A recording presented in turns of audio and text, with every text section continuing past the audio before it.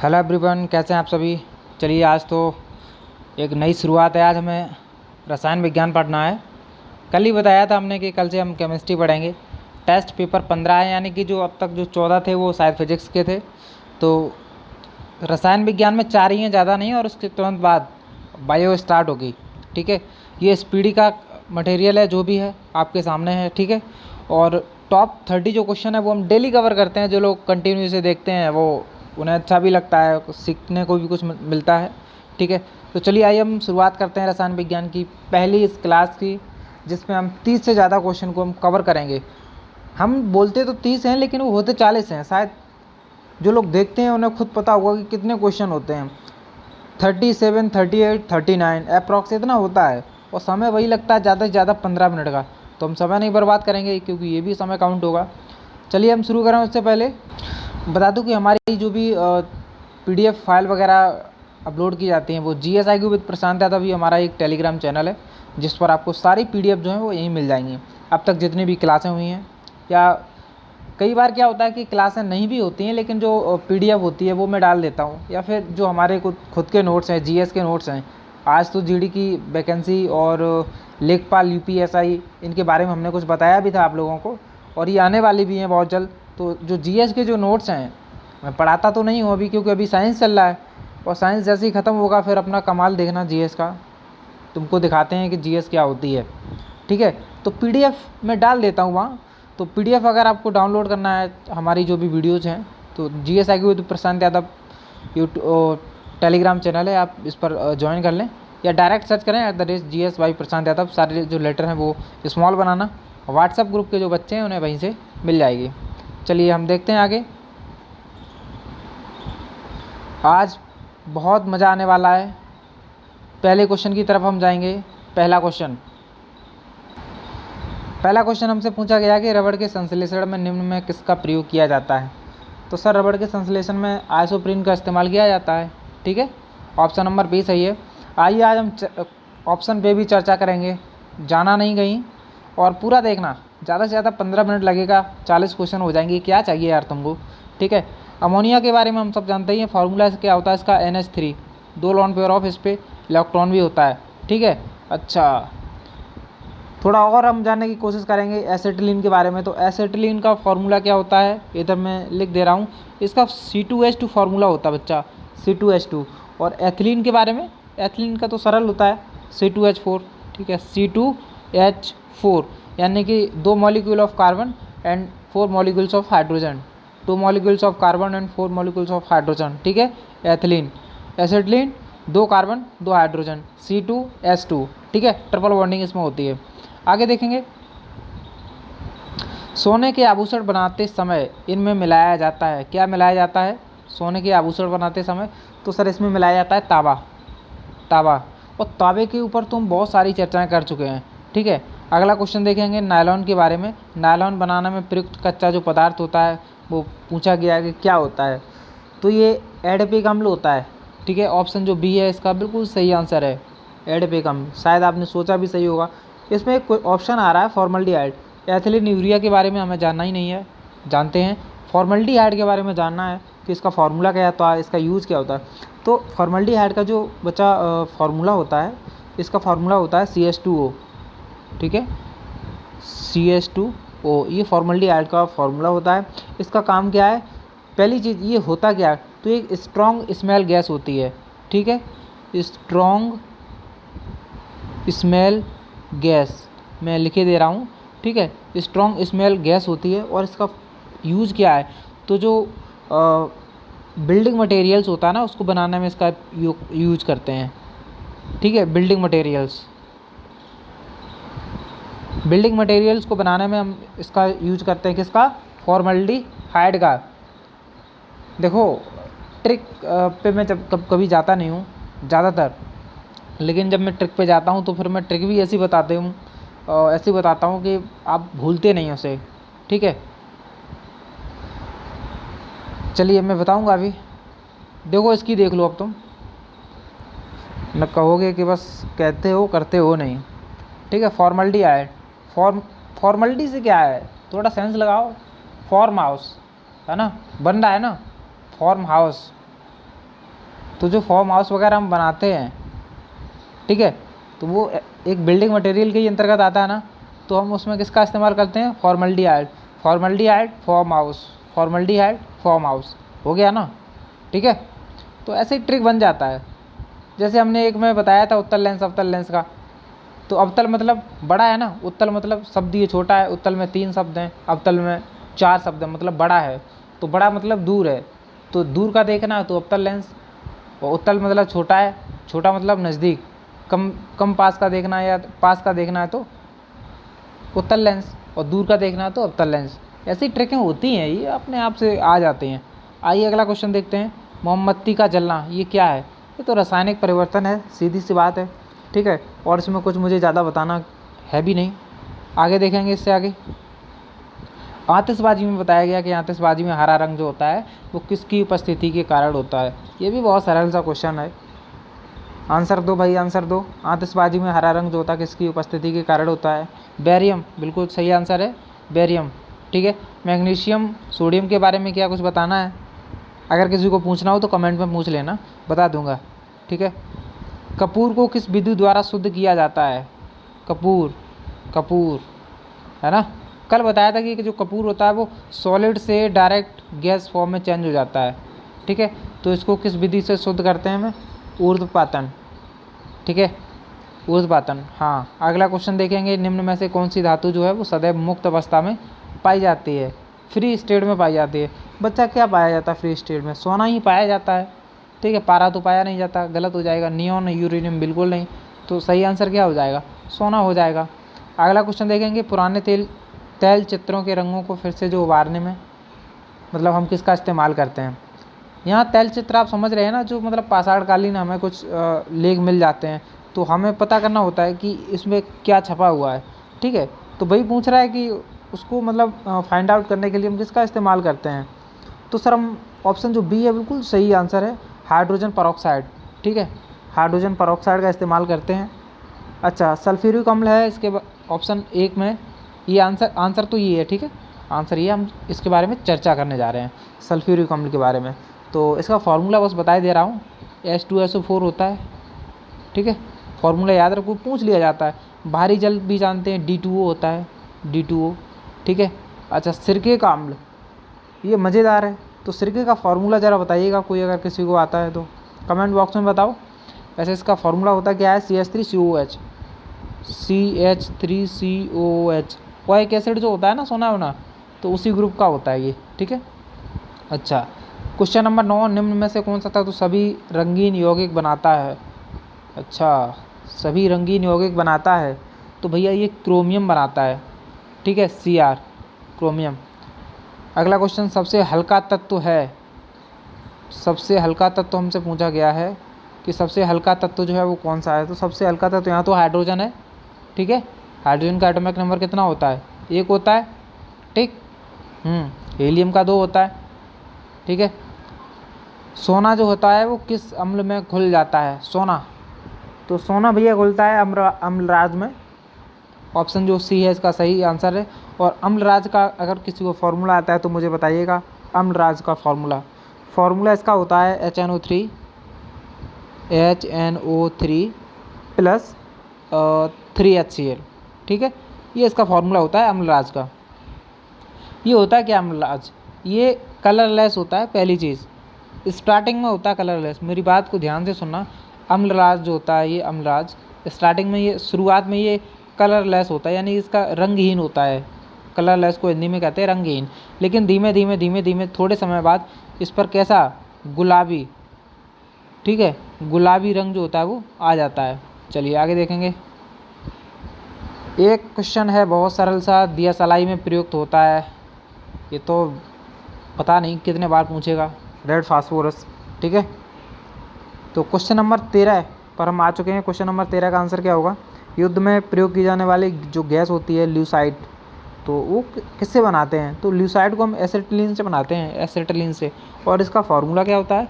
तो sir C2H5 होता है इसका फार्मूला, ठीक है, एसिटिलीन का C2H5। बाकी अमोनिया का क्या बताना है? NH3 अभी बताया था थोड़ी देर पहले। नाइट्रोबेंजीन, ठीक है, बेंजीन का भी आगे आ जाएगा, बता दूंगा फार्मूला क्या होता है। क्वेश्चन नंबर 14 कि लार में पाया जाने वाला एंजाइम, अब सही है ना स्क्रीन, ठीक है, ओके। लार में पाया जाने वाला एंजाइम जो कि स्टार्च को ग्लूकोज में चेंज कर देता है, बदल देता है, क्या होता है? माल्टेस होता है, माल्टेस। और ये माल्टोज नहीं है, ठीक है, हाँ, लेकिन है वही, लेकिन थोड़ा सा अंतर है। जब हम इसको बहुत डीप में जाके पढ़ते हैं तो थोड़ा सा अंतर मिलता है। इसका फार्मूला क्या है? फार्मूला वही है C12H22O11, क्योंकि वो एक हाइड्रोजन होता है ना, वो H2O बन के उड़ जाता है। लिख दूँ क्या? C12H22O11, ठीक है। अच्छा, इरप्शन क्या होता है ये हमें कमेंट बॉक्स में बताओ। इरप्शन सबको बताना है, इरप्शन क्या होता है। पेट्रोल में विषैला जो मिश्रित पदार्थ है वो क्या होता है? तो पेट्रोल में विषैला पदार्थ टेट्राइथिल होता है।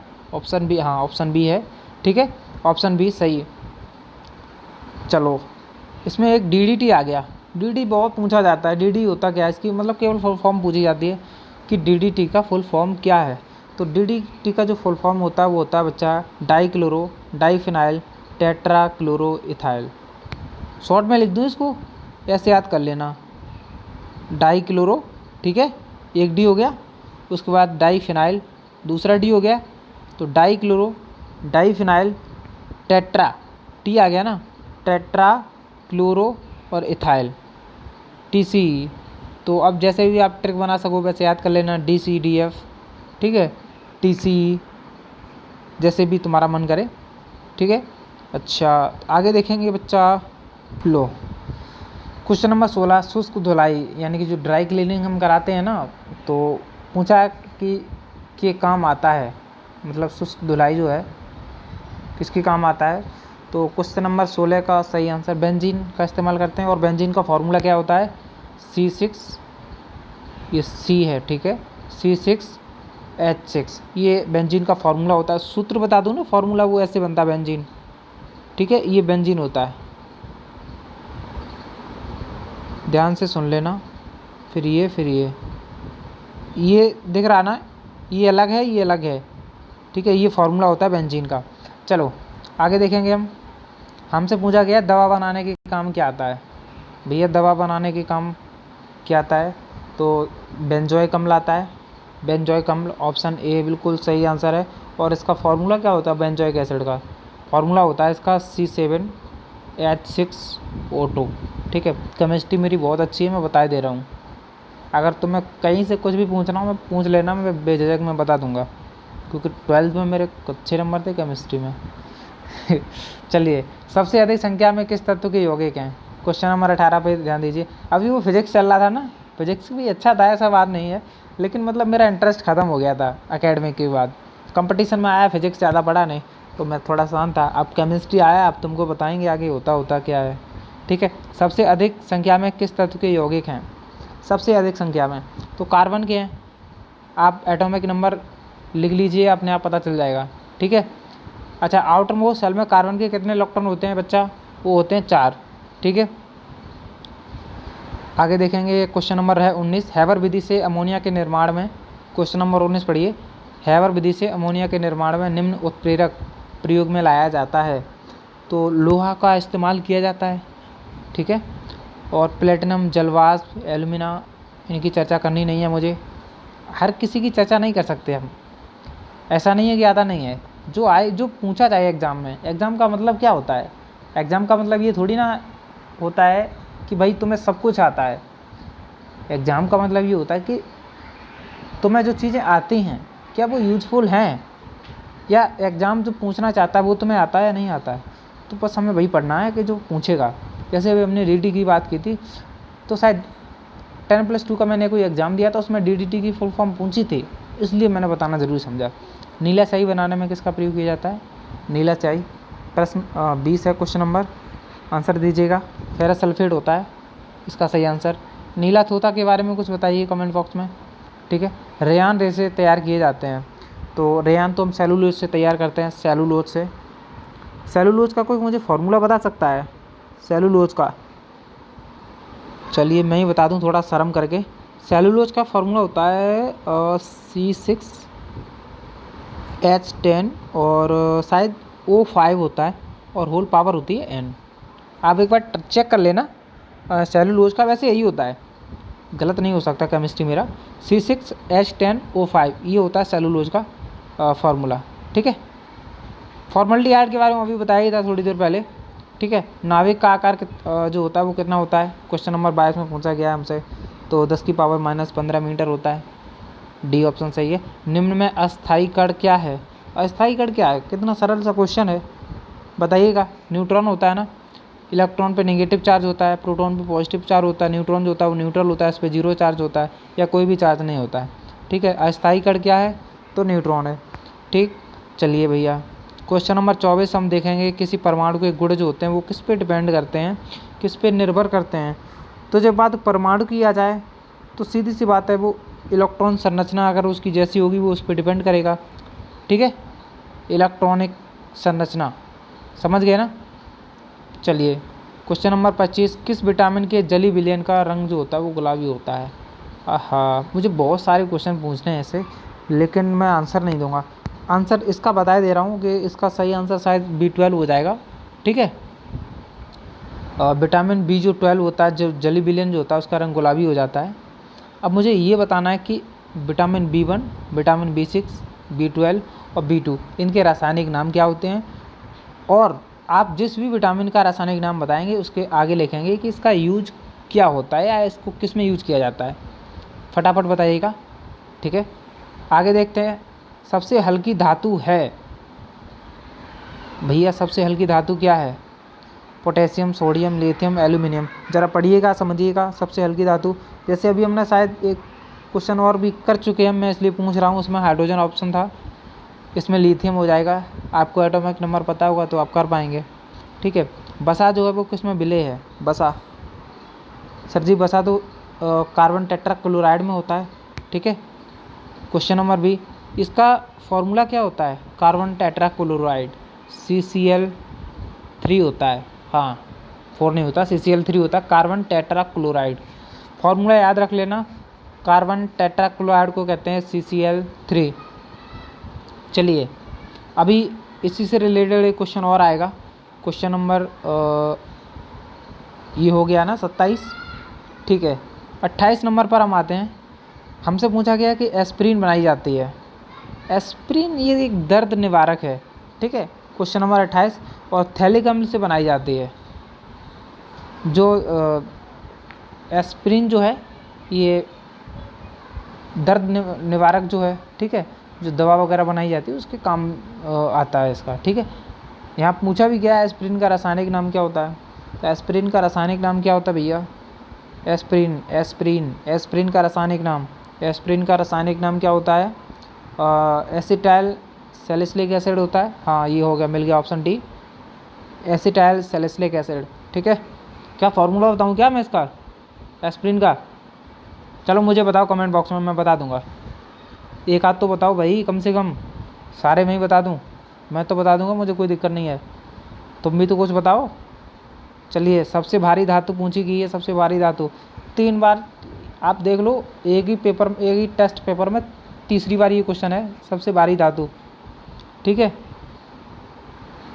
तो इसलिए मैं कह रहा हूँ कि बहुत मतलब पढ़ने की ज़रूरत है, समझने की ज़रूरत है, छोड़ो मत कुछ भी। ऑप्शन बी हो जाएगा, ऑस्मियम।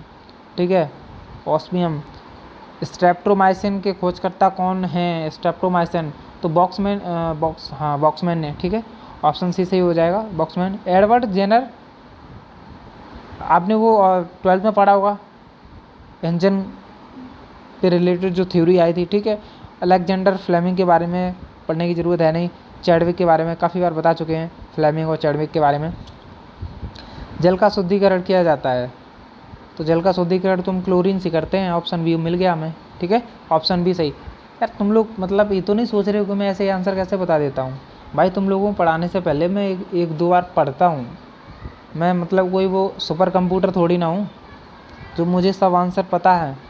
मैं ये सब करने से पहले, क्लास स्टार्ट करने से पहले 1-2 दिन पहले पढ़ लेता हूँ, और क्लास स्टार्ट करने से 1-2 घंटे पहले पढ़ लेता हूँ, तो तब मुझे ये चीज़ें इतने अच्छे से याद रहती हैं कि मैं एकदम तुरंत करता हूँ, बताता हूँ कि हाँ ये इसका ये ऑप्शन बिल्कुल सही है, और शायद मेरा कभी कोई ऑप्शन गलत भी नहीं हुआ होगा, मैं वादे के साथ कह सकता हूँ। क्लोरीन का फॉर्मूला बताना है क्या किसी को? नहीं बताना ना, ठीक।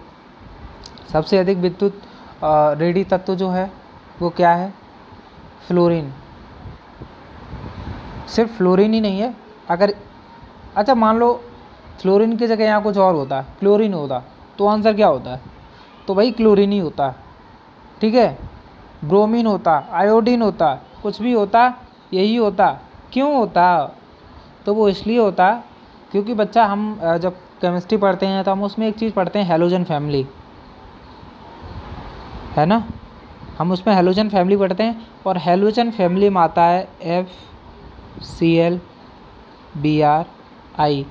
इनका जो लास्ट आउटरमोस्ट सेल में इलेक्ट्रॉन जो होता है वो -1 होता है, यानी कि इन्हें अपनी जो वैकेंसी होती है उसे कंप्लीट करने के लिए 1 इलेक्ट्रॉन की ज़रूरत होती है। ये हाईली नेगेटिवली चार्ज पार्टिकल्स होते हैं। कौन? FCl Br I। तो इन्हें हैलोजन फैमिली में बोलते हैं, ठीक है। तो सबसे ज़्यादा ये रेडी तत्व हैं, विद्युत रेडी तत्व हैं। कौन? Fluorine, chlorine, bromine, iodine. चलो आगे बढ़ते हैं। राष्ट्रीय रासायनिक प्रयोगशाला पूछी गई है कहाँ है? तो दिल्ली मत करना आंसर, पुणे में है भैया, ठीक है। क्वेश्चन नंबर 34 का जो सही आंसर है वो सी हो जाएगा, पुणे। और फ्रियोन का रासायनिक नाम क्या है? फ्रियोन का रासायनिक नाम क्लोरोफ्लोरोकार्बन, CFC। ये तो पढ़ा होगा ना काफ़ी, CFC, क्लोरोफ्लोरोकार्बन। चलिए, पॉल्यूटेड है बहुत ज़्यादा, किसी दिन चर्चा करेंगे। देखो यहाँ DDT भी मिल गया, ठीक। आगे देखेंगे। टेफ्लॉन जो है वो किसका एक बहुलक है? टेफ्लॉन, तो टेट्राफ्लोरोइथिल, ऑप्शन डी, ठीक। मेरा थोड़ा गला मुझे लगता बैठने लगा, थोड़ा धीमा कर रहा हूँ आवाज़ को। क्वेश्चन नंबर 36 हो गया हमारा। 35 का अगर किसी को कोई दिक्कत है तो पूछ सकता है हमसे, ठीक है। DDT जो होती है वो कीटनाशक होती है, ठीक है, हाँ। 37 नंबर, संश्लेषित जो रेशा है कौन सा है? रेयान, रेशम, सेलुलोज या ऊन? तो रेयान होता है, सेलुलोज नहीं होता है, ठीक, रेयान होता है। क्वेश्चन नंबर 38, और हम बस बिल्कुल निकट हैं अब एंड के। कांच पर लिखने के लिए किस अम्ल का प्रयोग किया जाता है?